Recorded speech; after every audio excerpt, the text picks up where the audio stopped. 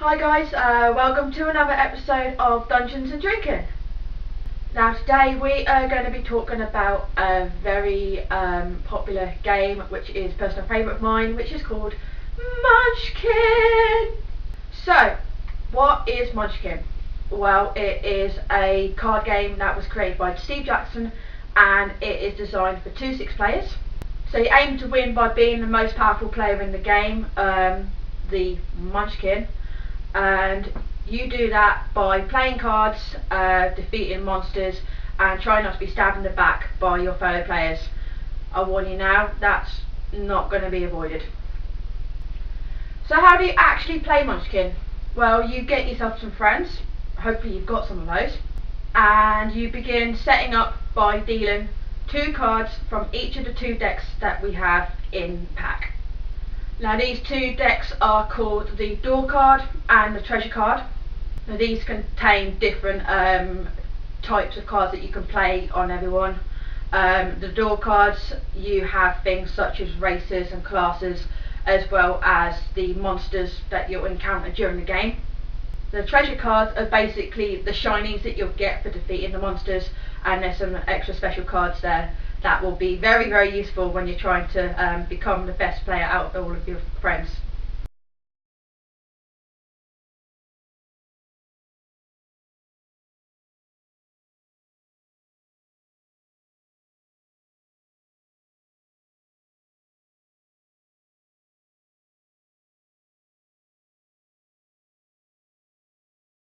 When a player starts their turn, the first thing they'll do is kick down the door.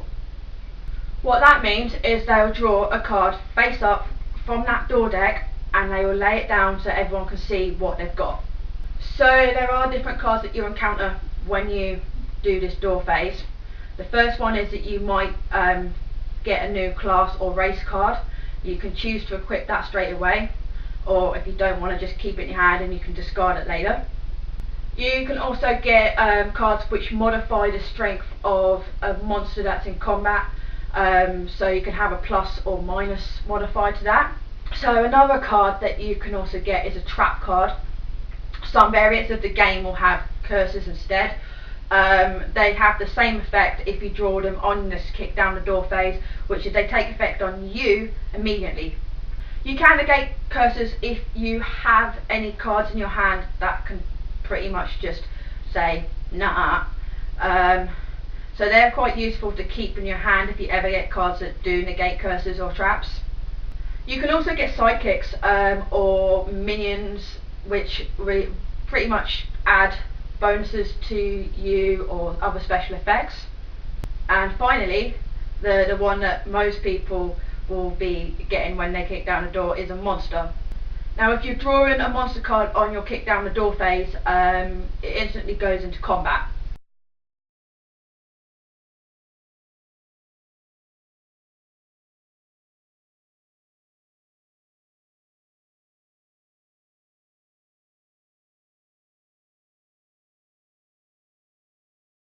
Now when you actually defeat the monster, you would go up a level and you'll take a number of treasure cards which is indicated on the monster card. There are options you can do, however, if you don't actually exceed the combat level and you can't defeat it on your own. Option number 1, which is probably the most common that people end up using, is to ask other players. Now you can ask one other player to help you, and you can pretty much negotiate how they'll benefit from that. Most people negotiate for treasures on the card, which is a good way of other people getting shiny things and you not getting any bad stuff. But what about if the players want to be complete douchebags and not help you out at all? This leads us on to option 2, and that is to run away!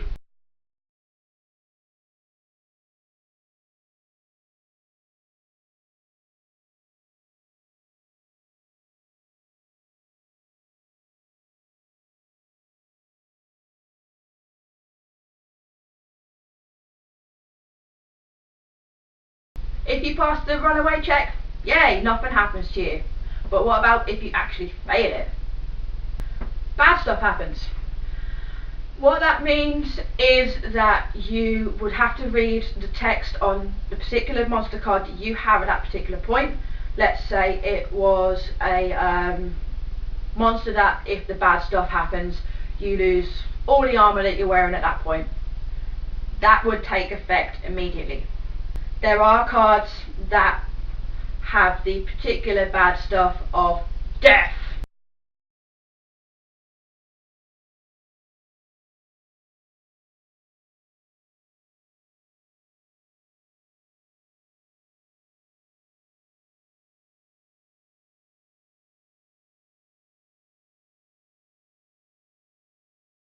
So you've kicked down the door, but you didn't get a monster, you got one of those other cards.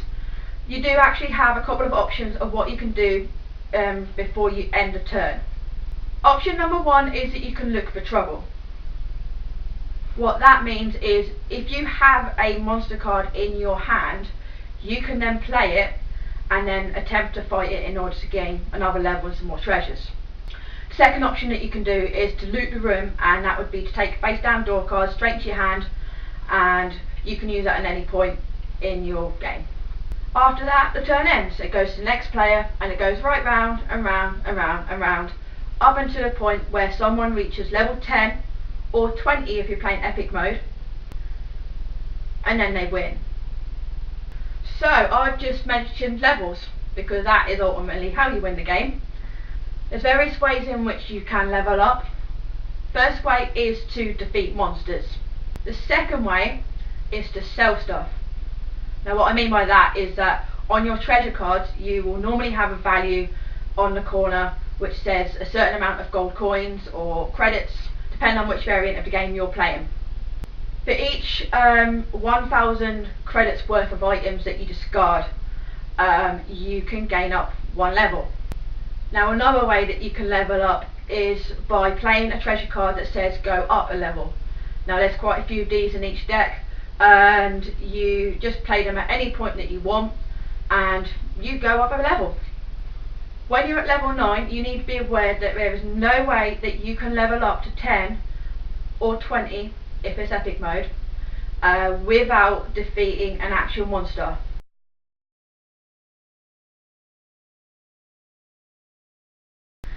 This kind of makes it a little bit more challenging when you're at that higher level, because once you're getting to 8 or 9 on a normal game, people are going to be gunning for you to stop you from getting to 10. So they'll be playing plus 10 the level of monster, duplicating the monsters so you have to fight 2 of them, adding extra monsters via a wandering monster card. Pretty much the ways that people can screw you over at that point, the possibilities are endless, to be honest. I have found on some of the games where you have about 3 or 4 people who are at level 9, and there's been many times where I've been at level 9, the first person to go through on this particular turn. I get a fairly relatively low monster when I kick down the door. Everyone spams their cards to stop me going to level 10. As you do, I end up actually dying, and then the next person right next to me ends up winning because everyone ran out of cards. You could probably tell I'm a little bit bitter about this because every time I play with my wife, I have never won this game. However, that saying, it has been one of the most enjoyable games to never win. There's so many different expansions, different variants of this game. I personally have the original Munchkin and the Star Munchkin, which is kind of a sci-fi Star Trek, Star Wars variant. However, there are so many different ones and you'll see them scrolling up the screen. That's not including the individual expansions for each of these standalone games or the board game Munchkin Quest. I think eventually Munchkin's going to take over the world. So thank you for watching. I hope this has been educational, entertaining. Maybe it will inspire you to try playing Munchkin for the first time, or trying other variants of Munchkin if you've not tried particular ones. Please feel free to like, share, subscribe, comment. Thanks again guys, and play Munchkin!